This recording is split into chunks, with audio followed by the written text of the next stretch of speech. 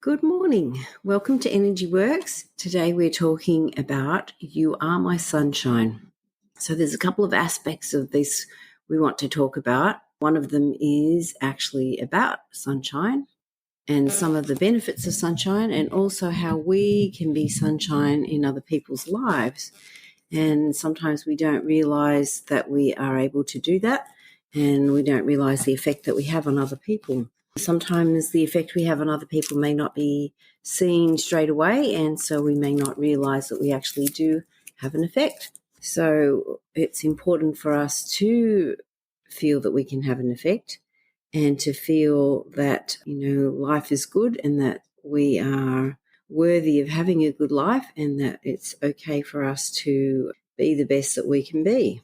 So I was looking at some articles about sunshine today, and I was talking about some of the benefits of sunshine, how it helps us make vitamin D, and it also helps us to reduce our blood pressure and to improve our mood, and it helps with different autoimmune conditions. Not that we want to be blasted for hours and hours in the hot sun, but small regular parts of sun are more beneficial than big blasts. So if we could try and schedule a time in our lives where we actually do get a little bit of sun, that would be very helpful to our body.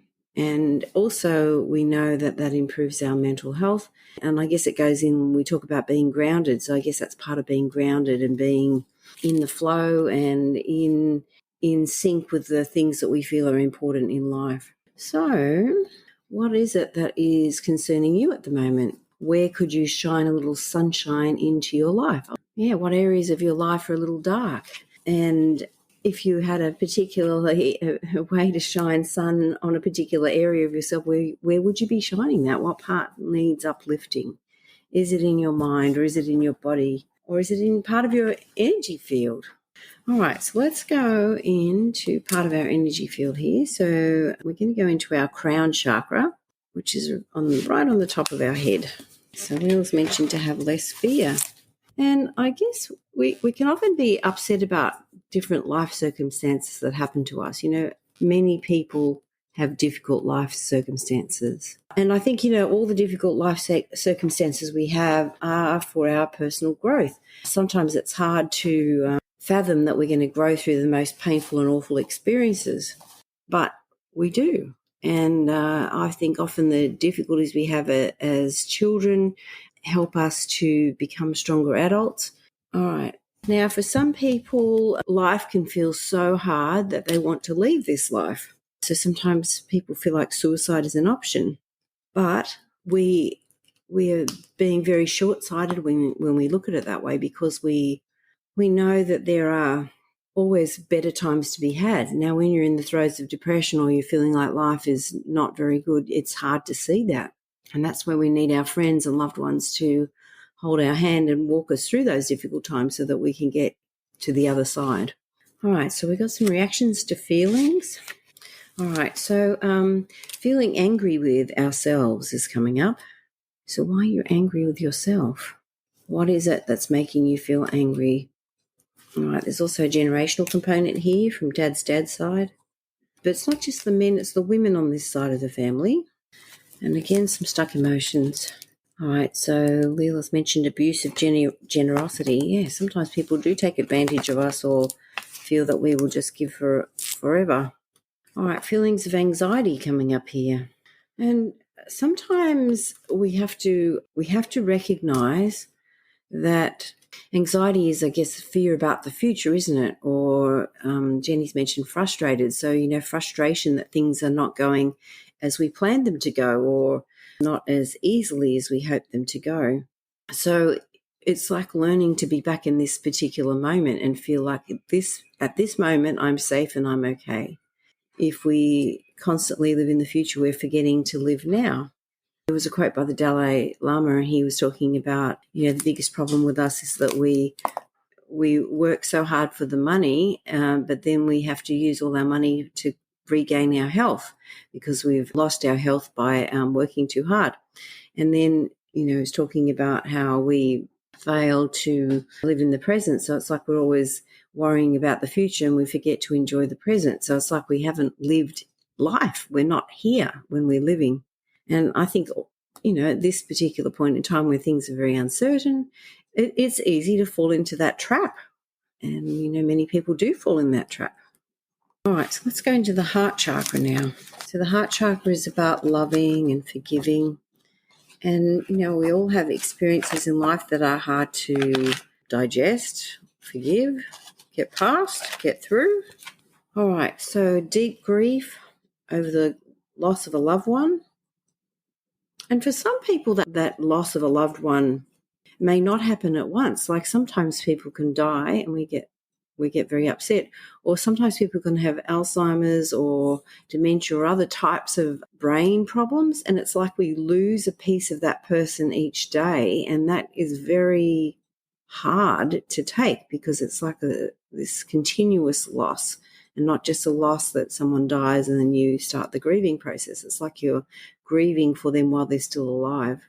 All right, so Lisa's mentioned she's upset and angry with herself. That went wrong, that she didn't check properly. So lack of self-fulfillment, frustration. Okay. Well, I guess we have to ask ourselves, how is peace within ourselves going to look, and how is, self-fulfillment going to look, and how are correct boundaries going to look, and how will we feel when we have that, whatever it is we desire. So Jenny's mentioned she's got 2 friends with dementia, one only 68. So sad. Yeah, it is very hard for people to lose their loved ones. And I guess particularly if you feel like you're not going to ever see them again. Like for me, I have very strong belief in that there's life after death. And to me, it's only a temporary loss. It's awful nonetheless, but we will see them again. And I think I've read a lot of books on near-death experiences, and they all talk about how the person, when they went out of their body, that all the worries and the fears of mortality left. And, I think there's no regrets when they are out of their body. That's like, I don't have to think about that anymore. And, we don't know how that person felt or how they are after they die. But from people that had those near-death experiences, most of them have changed afterwards. They see life a little differently and they try to show love and, try to make a difference. And I guess that's what this call's about, isn't it? Making a difference, being the sunshine in other people's lives, allowing ourselves to feel sunshine on our face and to, share that with other people. All right, so let's go with I forgive myself. Kristen's mentioned here, sadly having an estranged adult child is like grieving a death of a loved one. Yeah, that's very true because we punish ourselves over, what could I have done? What should I have said? What shouldn't I have said? What shouldn't I have done? And we go through this whole, I guess, Pandora's box opening where we fall into the whole of, it could have been different. And yes, maybe it could have, but maybe it is the perfect storm. Maybe it's the things that need to happen for us to get out of our own way, to actually walk towards self-fulfillment. All right. Okay, so this is also coming up in the heart chakras. This is from Jenny Rosengren's book, Resentment about false and irritation love displayed in the media and in the movies.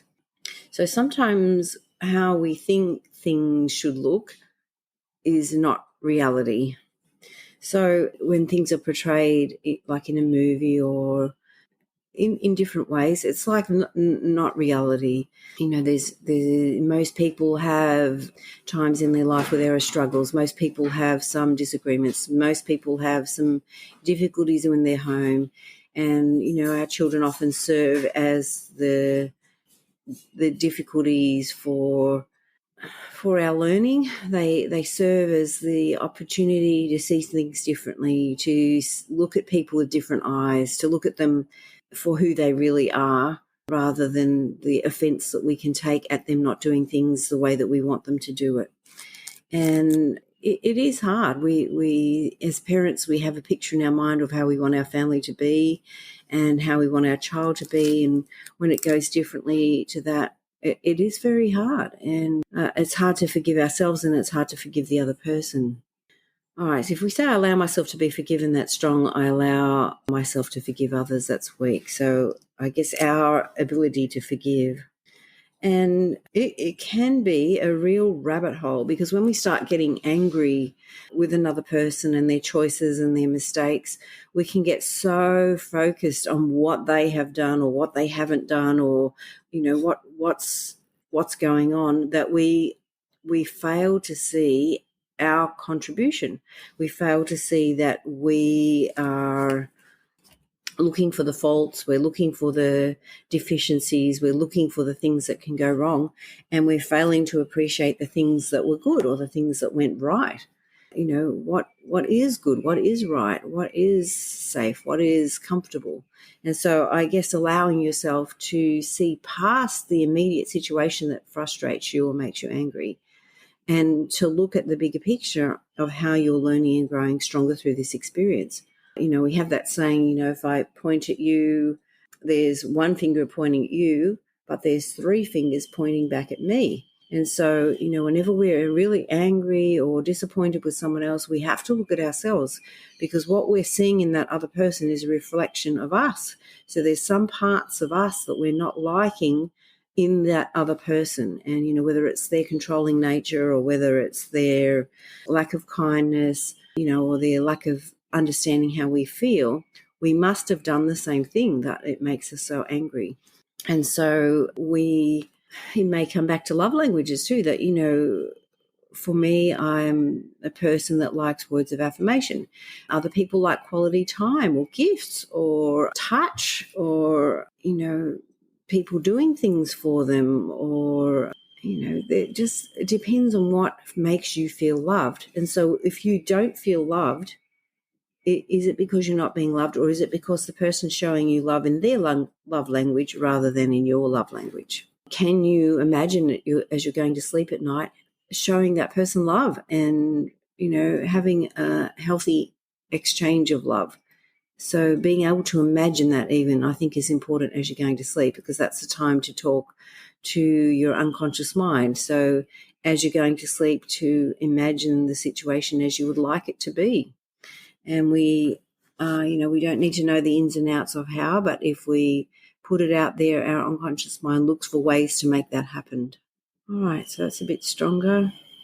All right, so there's also a generational component here. So dad's side, dad's dad, and the men. Again, some stuck emotions in our genes.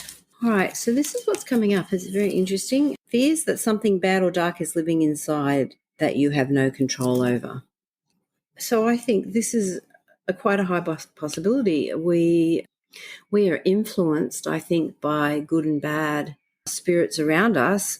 Sometimes it can be like, we talk about guardian angels, or we can talk about relatives that went before us that had our genes, know how our bodies feel because they had them. They often know how our mental health feels because they had that too. And being able to be influenced for good by the people around us.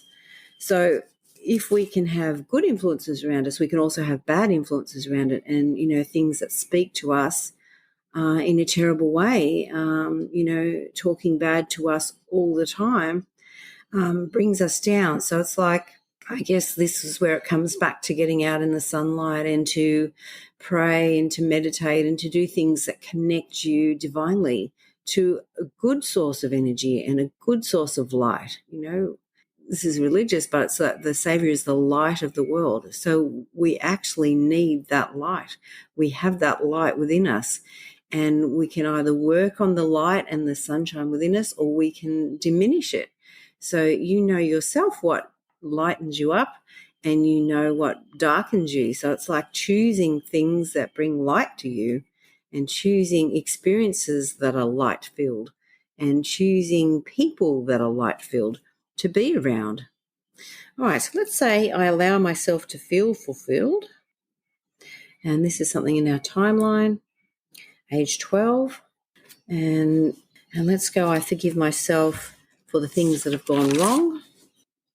And I'm thinking here about Helichrysum oil. So Helichrysum is about the sun. Yeah, Helichrysum has a powerful relationship with the light of the sun. It imbues joy, fervour, and hope for living. Helichrysum takes hurt souls by the hand, guiding them through life's difficulties. So We can use this Helichrysum oil when we're lacking sunlight and when we feel hurt and broken. We want to use that Helichrysum oil to heal the broken heart and to heal the parts of ourself that feel wounded. All right, and this is an affirmation from Kim Redden Futrell's Essential Oil Affirmations. I endure with strength to live on despite my past difficulties. All right, my ability to persevere through these physical difficulties enables my spirit to progress to higher levels of consciousness. Okay, so Carrie Ann's mentioned that she's got a pain in her left ear. Let's see if that's connected. So let's use Ina Siegel's book. All right, feeling unaware is what's coming up in the ears. So what are you unaware of? Sometimes I think we can be unaware of how our self-criticism and pulling ourselves down damages our body and damages our mind and our spirit and our energy field. So which ear? Left ear, right? So this is in Ina Siegel's book. She says, feeling that what you have to say is not important and not worth hearing or listening to. Spending time around people who judge and criticize you, criticizing yourself. All right. So are you criticizing yourself? What are you saying to yourself? I can fall in that same hole. What do we say to ourselves that's so hurtful? Carrie Ann saying, my condition. So sometimes we have breakdowns, whether it can be mentally, physically, spiritually, emotionally, and these things make us stop. It's like, stop right now. And it's like we need to totally revamp how we look at things. And I guess it's like when your car breaks down, you might have had all these plans to go and do things, but once your car breaks down, you're not going anywhere. And you have to get your car either towed or take it to the mechanic, and he has to look at what parts are not working. And so sometimes we have to do this with our bodies. So we can look at the physical parts that are not working when we go to the doctor, but sometimes we might need a little bit of help to look at what emotionally or spiritually isn't working. And so that's where I think the prayer and meditation comes in, to understand, well, what am I supposed to learn from this? How do I have to see life differently? Why am I stopped right now? Am I going the wrong way? Do I need to change the direction that I am going in? Do I need to change the direction of my thinking? Do I need to change the way in which I speak to myself or which I treat myself? There's a funny little book here. It's called Be Good to Yourself Therapy. So when somebody does you wrong, be actively angry with them. So sometimes we don't say anything when we're angry and we hold it back and let it fester. Now, not that we want to go blasting people all the time, but it's like letting people know that they've actually crossed a line and that we're not happy about that. And we don't have to blast them off the earth, but we need to let them know in firm tones that we are unhappy about what we're doing. All right, so Carrie Ann's mentioned, so true, I tend to self-criticize. Well, I think most of us do this, and I think we've been trained in a way, because as children we would get in trouble when we didn't do things the way our parents hoped that we would. And, then this gets passed on down the line. So sucking it up isn't always the best option. All right. There's another one here too. When somebody gives you a gift, say thank you. That's all you need to do. A gift is not an obligation. So I guess if you think about the sun shining on us, the sun is non-discriminating, isn't it? It just shines on everyone, the good, the bad, and the ugly. Doesn't matter. And the sun is there to send healing and growth and life to all of us. And so it's like we are able to receive that gift from the sun. And so allowing us to receive that gift, allowing ourselves to be sunshine, but also to be in the sunshine. All right. So Carrie's mentioned I tend to hold on to my emotions. Yeah, sometimes it's very hard to learn how to express them. And sometimes, the people around us find it hard to hear that we're unhappy with what we're saying, with what they're doing or saying. So learning to talk about people's actions without talking about them is more powerful. All right, so still in the heart chakra. All right, I'm willing to go beyond my own limitations.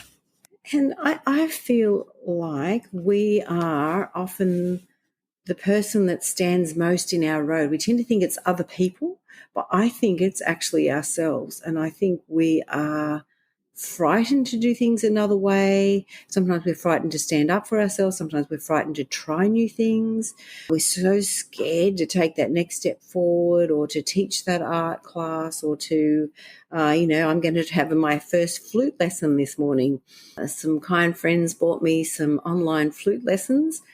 I bought a flute ages and ages ago, and so I have the first lesson this morning after the call. So I'm a little scared that I'm going to make myself look silly, but you know what? I'm going to have a go anyway. And I think sometimes we take ourselves too seriously. We need to have a go at doing things and to try things. We don't know if we don't like something if we don't try it. I think about eating coriander or cilantro. The first time I ate it, I thought, oh, that was so yummy. I didn't know I liked that. And so there are so many things in life that we haven't tried yet that we might love. Like I didn't know I liked teaching energy works till I took the first class. And I didn't know I could write a manual. I certainly wasn't computer literate at that point. And, we don't know what we can do. And we hold ourselves back because we're so fearful of making a mistake or getting it wrong or not perfect. It's like little kids, they just have a go. And like when they learn to walk, they fall down, they get up again, and I think that's the same with us. We just have to have a go. Well, and Catherine's saying, you go, girl. I say it back to you. You go, girl. She's starting to write more posts about what she feels passionate about. And I think, as she expresses, as we all express who we really are, we enlighten other people. We are the sunshine to other people. We tend to hold it back and think, oh, that's not good enough. I could say it better, or I could paint it better, or I could dance it better, or I could sing it better, or play it better, whatever. Have a go. There is so much power in having a go. So not only to you, but to the people that observe you. If you can have a go, oh, maybe I can have a go. So we all need to, hold each other's hand and have bravery. Try something new. Do the thing you always thought you wanted to do. You'll never be sorry that you had a go. You'll always be sorry if you don't have a go. So have a go. All right, we're still on the affirmation, I'm willing to go beyond my own limitations. And something here from age 7. And also age 17, 33, 39. All right, also if I say, is there anything that's preventing us from having a go, age 15 comes up. I think for 15-year-olds, it's when we become most aware of other people around us and most critical of ourselves. And, we worry about how we look. Are we wearing the right thing? What will other people say and think? And we become so worried about what other people think that we forget to be us. And we so try to be somebody else. So let's say I'm okay with being me. All right, so this has got a generational component from mum's side, mum's mum, and the women. Okay, also some more generational baggage. Mum's mum again, but the men this time. All right, what's coming up here is feeling a need to punish yourself. So if I test, I'm okay with punishing myself, that's really strong. I'm okay without punishing myself, that's weak. Again, generational, mum's side, just mum. Okay, and so then we can see that we learn patterns of self-criticism from our families, don't we? We can see our mum telling herself off about something, or maybe telling us off when we don't do it her way because she doesn't feel good about herself when that happens. All right, age 2's coming up. All right, the feeling of being overlooked. And for some people, we can feel overlooked and not noticed. And so then we can fall into the people-pleasing habit where we do things to make other people happy so we get noticed and loved. But it's kind of a self-sabotage, isn't it? Because we're not doing what we like anymore. And, doing what other people like, which I'm an obliger, that's my life. It can be very helpful because you make a difference to other people, but it can also be very harmful if you don't know when to pull back and when you have given more than you can give. And, we talk about, service versus abuse. So it's like, how often do we go past that point of this doesn't feel good anymore? Because usually if we give service, it actually feels good. But if we've gone past the point where it goes into abuse, it doesn't feel good anymore. It just feels awful and too much. And so it's like learning to be honest enough to say, I've had enough, too much. And, obligers can go into obliger rebellion where they say, that's it, I'm out of here, I'm not doing that anymore. And, we have to be very careful to not get to that point, pull back beforehand. All right, more generational baggage here on mum's side, mum's dad's side, and the women. Okay, so now our feet are coming up. So left foot. Okay, so left foot, disconnected from your needs. Too much focus on the outside world and what you need to do for others. Blockages in your path that leads to things not turning out the way you had intended. Dragging pain from the past or from difficult relationships. An imbalance between giving and receiving. All right. I think there's probably a few people that the left foot applies to. Thanks, Kristen, for saying that's your Achilles. And Carrie Ann saying I was like that when I was younger as a child. Yeah, we do all sorts of things to get love. Oh, Catherine's mentioned too, that's me been having recurring pain in her foot. Okay, so this is from Ina Siegel's book again. She says, you have an opportunity to look at your life and change direction. Focus on letting go of things from the past and moving forward. Nurture yourself and appreciate your feet, which work very hard to carry you. And take your left foot in your hands and massage it as if it were your most precious and valuable asset. Would you sell your foot for $1 million? Most likely not. Begin to value it and treat it as the extremely important part of your life that it is. And then she says, then massage your right foot. So feet carry us around every day. They hold us up and support our weight. Feet also have a connection to the earth and an ability to release a lot of dense energy. Now stand and imagine that your feet have two big ducts through which all dense energy can release and dissolve into the earth, where it can be transmuted. Now focus on what you would like to release from your feet. Move your feet and shake the tension, fear, limitation, and stress out through them. All right. Jenny's mentioned neck still tight. Not as bad as Monday, though. Okay. Let's talk about the neck then. All right. There's also, Cassie's mentioned yes with the left foot. All right. All right. Age 12 stuck in there with the foot too. And I guess it's the things that we started telling ourselves when we were age 12 or the experiences that happened that we associated with us, our value to those experiences, which is not correct. All right, in the neck.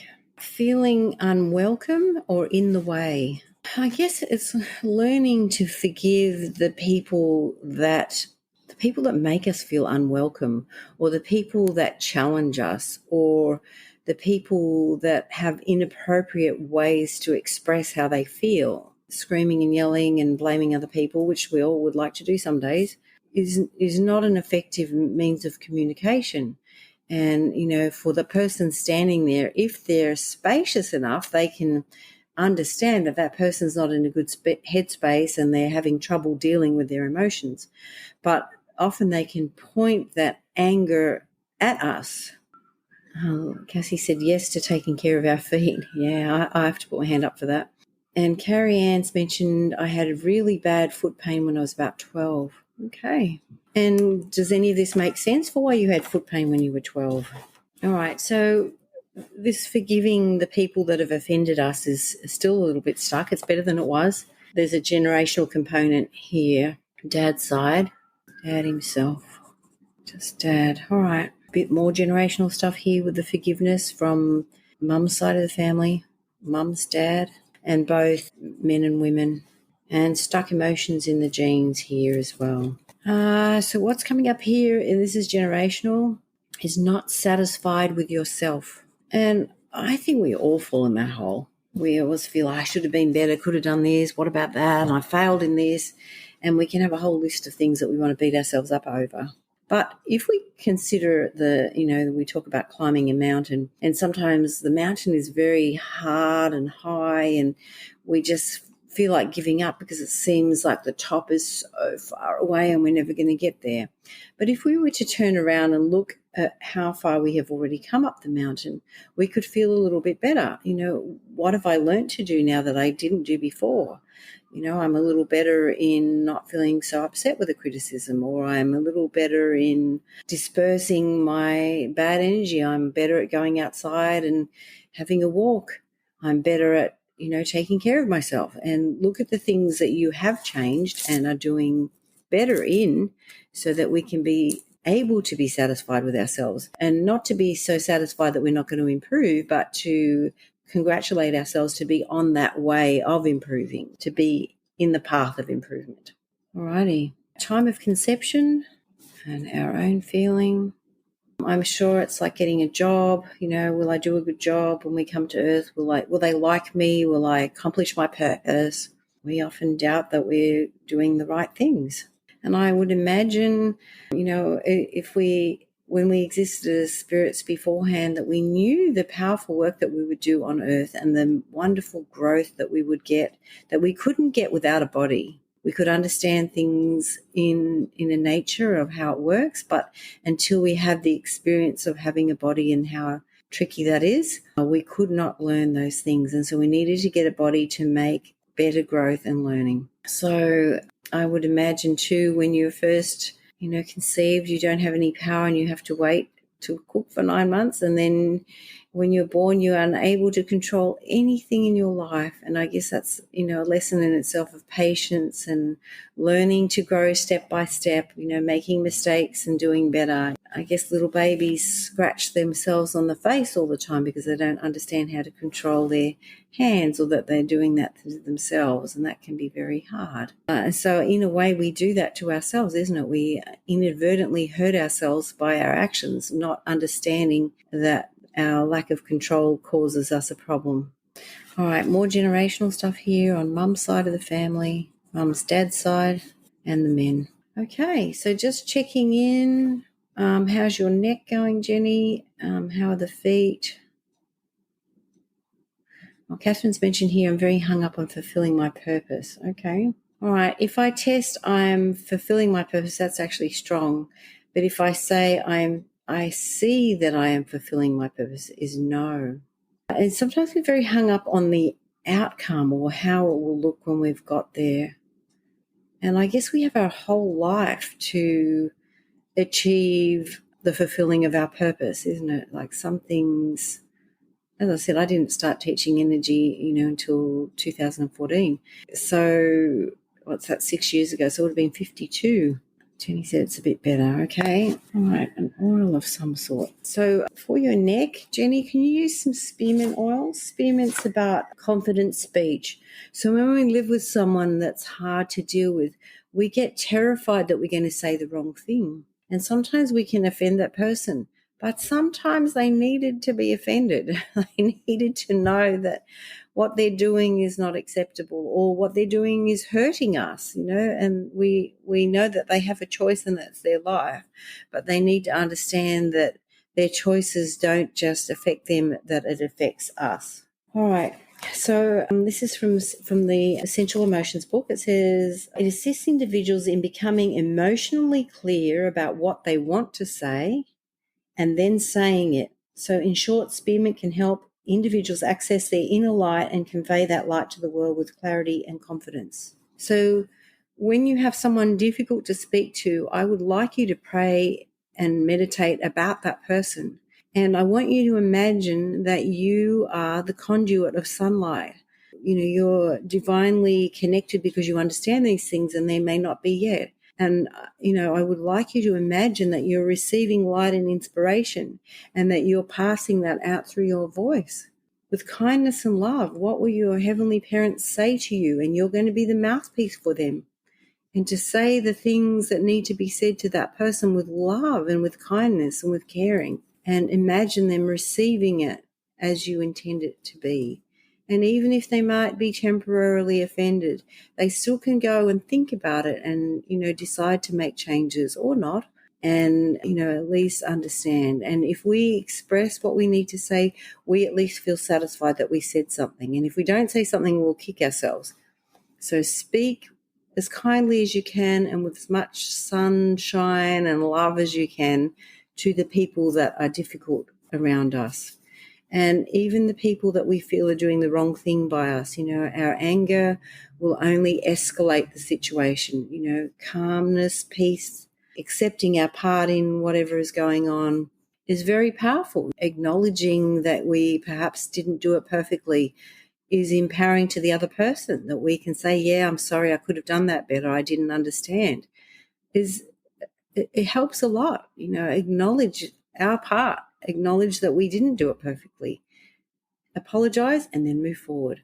And sometimes we may have to apologize a few times before they get it, but that's how it goes. Trust that you're doing it in the right way. And some people are very stubborn. Some people have built heart walls around their heart so that they can't let any love in because they've been hurt. And it's like it will take time to dissolve that wall, and they have to feel safe enough to do that. Alrighty. So anything else that anyone would like to say or check in with any things that have been bothering you, how they're feeling? If not, we'll finish our call. But thank you for those who were on the call, and thank you for those that gave me lots of birthday wishes. And I have a little picture here that I'm going to show that says my sunshine. Whoops, go in the middle. And I think we all have to be each other's sunshine. And I guess for people that work with me, I want them to represent me, and I want them to represent showing love to people and caring about people. And sometimes that caring has to start with being able to care for ourselves, because if we can't show love to ourselves, it's very hard to show good love to other people. So learning that balance. I hope you have an amazing day, and that you do shine the sunshine that is within you, and that you do make a difference. You may not feel that you make a difference, but believe me, you do. Look down the mountain, see how far you've climbed, and don't give up, and keep taking a step each day towards the top. Bye.